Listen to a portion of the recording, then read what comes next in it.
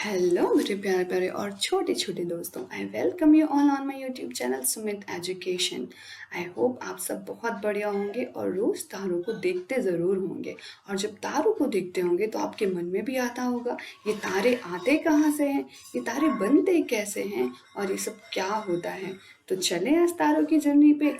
चले, आइए स्पेसशिप में बैठ के चलते हैं तारों की दुनिया में।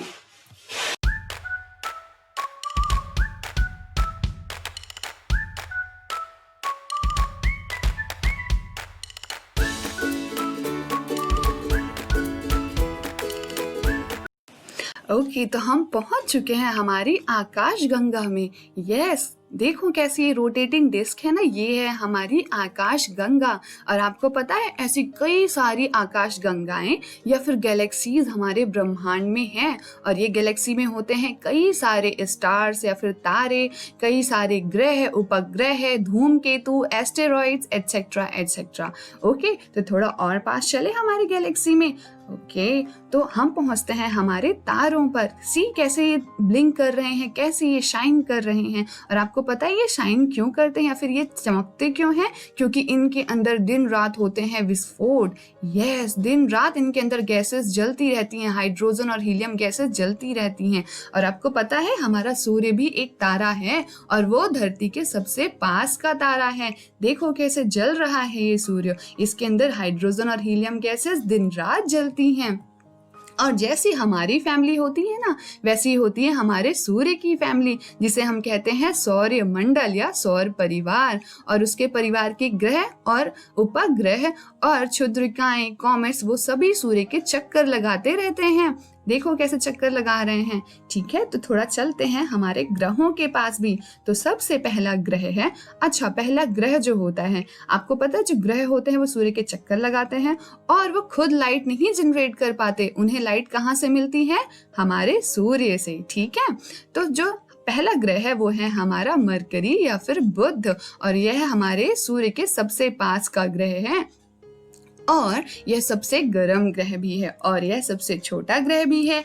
और दूसरा है हमारा वीनस या फिर शुक्र। यह जो है सूर्य सुबह या भोर या फिर शाम का तारा बोला जाता है। ये तारा बिल्कुल नहीं है, यह है एक ग्रह। लेकिन क्योंकि यह आसमान में केवल सुबह या फिर शाम को हम इसे देख पाते हैं, इसीलिए इसे हम सुबह या शाम का तारा कहते हैं।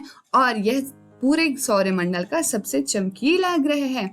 और ये है हमारी धरती या फिर अर्थ। और आपको पता है यह थोड़ा सा झुकी हुई है। आप ये लाल लाइन देख रहे हैं ना, ये रेड लाइन जो है ये है इसकी एक्सिस।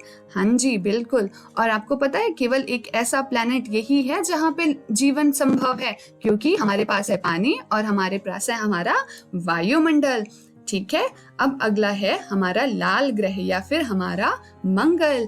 यह क्यों होता है ऐसा? क्योंकि इसमें होता है आयरन ऑक्साइड। जी बिल्कुल, ठीक है। और हमारा अगला ग्रह है जुपिटर या फिर बृहस्पति। और आपको पता है ये सबसे बड़ा ग्रह है हमारे सौरमंडल का, और इसमें हमारी लगभग 1300 धरतियां समा सकती हैं। ठीक है, और लेकिन ये सबसे हल्का ग्रह भी है हमारे सौरमंडल का। ठीक है, और अगला आता है हमारे एस्टेरॉइड्स। एस्टेरॉइड्स क्या होते हैं? आपको ये लाल और हरी रंग की गेंद जैसी संरचनाएं दिख रही हैं, ये होते हैं एस्टेरॉइड्स, जो कि हमारे बृहस्पति और मंगल ग्रह के बीच में हमारे सूर्य का चक्कर लगाती रहती हैं। ठीक है, तो अगले हैं, ओहो ये सुंदर सी रिंग देखें। ये रिंग जैसी संरचना जो है ये हमारे शनि ग्रह के चारों तरफ होती है, जिसकी वजह से शनि जो है हमारे सौरमंडल का सबसे खूबसूरत ग्रह है। तो यह है हमारा शनि।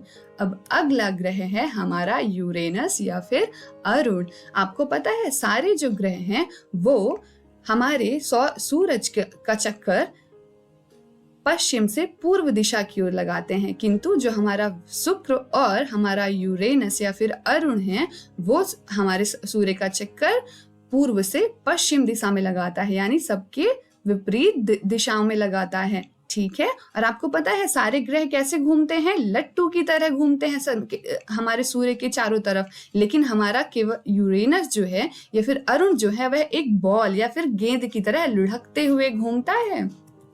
ठीक है। और हमारा सबसे आखिरी ग्रह है नेपच्यून या फिर वरुण, और यह हमारे सूर्य से सबसे दूर का ग्रह है और सबसे ठंडा ग्रह है। अब अगले आते हैं हमारे कॉमेट या फिर धूमकेतु। तो धूमकेतु को हम कहते हैं पुच्छल तारे। आप इसमें पूंछ देख रहे हैं चमकीली सी, यह हमेशा सूर्य की ओर बढ़ते रहते हैं और इसकी पूंछ जो होती है वो सूर्य से दूर रहती है। और आपको पता है इन्हें हम धरती से भी देख सकते हैं। आखिरी बार इन्हें हमने 1986 में देखा था, जो कि था हैली कॉमेट। अब हम उसे 1986 से 76 साल बाद देख पाएंगे। और अगले आते हैं, ओहो इसे तो आप सभी जानते होंगे, ये क्या है? हमारे गिरते हुए तारे या फिर शूटिंग स्टार। बट आप जानते हैं ये है मीटेओराइट्स, और ये भी हमारे सूर्य का चक्कर लगाते रहते हैं, लेकिन कभी कभी ये हमारे वातावरण में या फिर वायुमंडल में प्रवेश कर जाते हैं, जिसकी वजह से हमें टूटते हुए तारे जैसे प्रतीत होते हैं। तो ये हो गए मीटेओराइट्स। और इसे तो आप सभी जानते हैं, ये है हमारा चांद या फिर मून। लेकिन केवल हमारे पास ही चांद नहीं है, हमारे कई ग्रहों के पास भी चांद है, जिसे हम बोलते हैं सैटेलाइट या उपग्रह। ठीक है, तो जैसे हमारे ग्रह हमारे सूर्य का चक्कर लगाते हैं, यह उपग्रह हमारे ग्रह का चक्कर लगाते हैं। ठीक है। और आपको पता है हमारे शुक्र और हमारे बुध के पास कोई भी उपग्रह नहीं है, लेकिन हमारे शनि के पास है सबसे बड़ा उपग्रह, जो कि है टाइटन। और हमारे जुपिटर यानी बृहस्पति के पास है सबसे ज्यादा उपग्रह है नंबर्स में। ठीक है, तो ये हो गया मून। और हमारी अर्थ का कौन सा मून है? केवल एक मून, जिसे हम बोलते हैं चांद। और देखिए आप कैसे ये हमारी पृथ्वी का चक्कर लगा रहा है। ठीक है, और केवल प्राकृतिक उपग्रह ही नहीं, हमारे कुछ मनुष्यों द्वारा बनाए गए उपग्रह होते हैं, जिन्हें हम बोलते हैं आर्टिफिशियल सैटेलाइट या फिर आर्टिफिशियल सैटेलाइट। ठीक है, तो ये जो होते हैं हमारे धरती से लॉन्च किए जाते हैं, धरती से छोड़े जाते हैं रॉकेट में। आपने जरूर सुना होगा कि आज यह उपग्रह लॉन्च किया जा रहा है। तो सबसे पहला जो उपग्रह हमारे इंडिया से लॉन्च किया गया था वो था हमारा आर्यभट्ट। और ऐसे कई हैं, कल्पना है, एजुसेट है, कार्टोसेट है, आप जरूर पढ़ना है इनके बारे में। ठीक है, तो यहाँ पे खत्म होती है हमारे स्पेस की यात्रा। तो अब वापस चले घर। और आपको कैसा लगा ये वीडियो, या फिर अच्छा लगा या बुरा लगा, जैसा भी हो, आप लाइक या डिसलाइक बटन प्रेस करके जरूर बताइएगा। नेक्स्ट वीडियो तक के लिए बाय बाय।